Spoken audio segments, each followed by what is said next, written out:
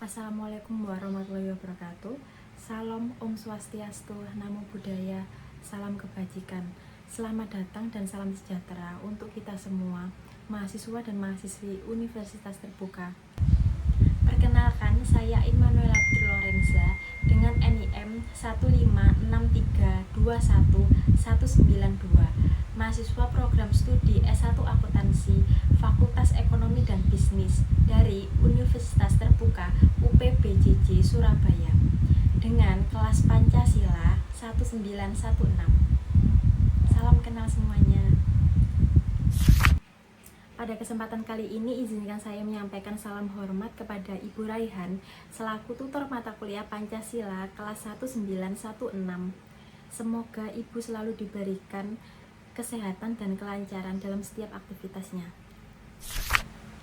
Pada video ini saya akan menyampaikan tanggapan sekaligus hasil pengerjaan kelas tugas Pancasila 1916 yang membahas mengenai proses lahirnya Pancasila yang juga merupakan dasar negara Indonesia sekaligus jati diri bangsa kita.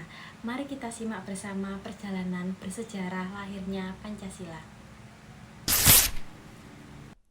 Pertama, latar belakang BPUPKI. Pada tahun 1945, posisi Jepang dalam Perang Dunia Kedua semakin terdesak. Untuk menjaga dukungan dari rakyat Indonesia, Jepang berjanji akan membantu persiapan kemerdekaan. Sebagai bentuk perjanjian tersebut, maka pada tanggal 1 Maret 1945 dibentuklah Badan Penyelidik Usaha-Usaha Persiapan Kemerdekaan Indonesia atau yang kita kenal sebagai BPUPKI, yang diketuai oleh Dr. Rajiman Wedyodiningrat. BPUPKI ini beranggotakan tokoh-tokoh penting berharga bangsa seperti Soekarno, Muhammad Hatta, dan Muhammad Yamin yang memiliki peran besar dalam merumuskan dasar negara Indonesia di kemerdekaannya. Dalam sidang-sidang BPUPKI ini, untuk pertama kalinya muncul gagasan tentang Pancasila sebagai dasar yang bisa menyatukan seluruh rakyat Indonesia yang berbeda suku, agama, dan budaya. Jadi bisa dibilang BPUPKI ini adalah pintu awal tombak lahirnya ide besar Pancasila. Kedua, sidang BPUPKI pada tanggal 29 Mei sampai 1 Juni 1945. Sidang pertama BPUPKI diadakan dari tanggal 29 Mei hingga 1 Juni 1945. Dalam sidang ini muncul beberapa tokoh yang memberikan usulan dasar negara. Seperti Muhammad Yamin mengusulkan 5 azas kebangsaan dan kemanusiaan.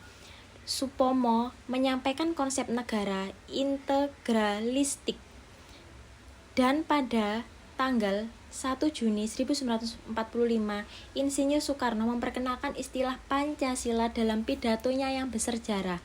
Beliau berkata, "Saya namakan ini dengan petunjuk seorang teman, Pancasila, 5 dasar." Sejak saat itu, nama Pancasila resmi dikenal sebagai dasar negara Indonesia.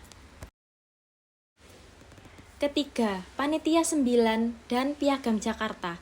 Setelah sidang BPUPKI, dibentuklah Panitia 9 pada 22 Juni 1945 yang terdiri dari tokoh-tokoh nasionalis dan tokoh Islam. Panitia ini menghasilkan naskah penting bernama Piagam Jakarta atau Jakarta Center. Piagam Jakarta ini berisi 5 sila, namun rumusan sila pertama berbunyi, ketuhanan dengan kewajiban menjalankan syariat Islam bagi pemeluk-pemeluknya. Naskah ini kemudian menjadi rancangan pembukaan Undang-Undang Dasar 1945 dan menjadi penetapan Pancasila. Keempat, sidang PPKI pada tanggal 18 Agustus 1945. Setelah proklamasi kemerdekaan pada 17 Agustus 1945, keesokan harinya PPKI atau yang disebut Panitia Persiapan Kemerdekaan Indonesia bersidang. Dalam sidang 18 Agustus ini, PPKI mengesahkan Undang-Undang Dasar 1945 dan menetapkan Pancasila sebagai dasar negara. Sila pertama diubah menjadi ketuhanan yang Maha Esa agar seluruh rakyat Indonesia tanpa memandang agama dan menerimanya. Inilah momen penting ketika Pancasila resmi menjadi dasar negara Republik Indonesia. Yang kelima, nilai Pancasila yang tercermin. Dari proses lahirnya Pancasila ini, kita dapat memetik berbagai nilai penting. Seperti yang pertama, persatuan. Karena para pendiri bangsa mau berkompromi demi keutuhan negara. Yang kedua, musyawarah dan mufakat yang tercermin dari setiap sidang dan perumusan. Yang ketiga, toleransi dan kebersamaan, terutama ketika rumusan sila Pancasila disepakati bersama. Beberapa nilai inilah yang menjadi fondasi kokoh bangsa Indonesia hingga saat ini. Yang keenam, refleksi pribadi. Sebagai generasi muda Indonesia, saya belajar bahwa Pancasila bukan sekedar simbol, tetapi hasil perjuangan dan semangat persatuan para pendiri bangsa. Nilai-nilai Pancasila harus terus kita hidupkan dalam keseharian, seperti menghargai perbedaan, menjaga persaudaraan, dan bersikap adil kepada sesama. Seperti kata Bung Karno, bangsa yang besar adalah bangsa yang menghargai jasa para pahlawannya. Maka, memahami lahirnya Pancasila adalah bentuk penghargaan kita terhadap perjuangan mereka.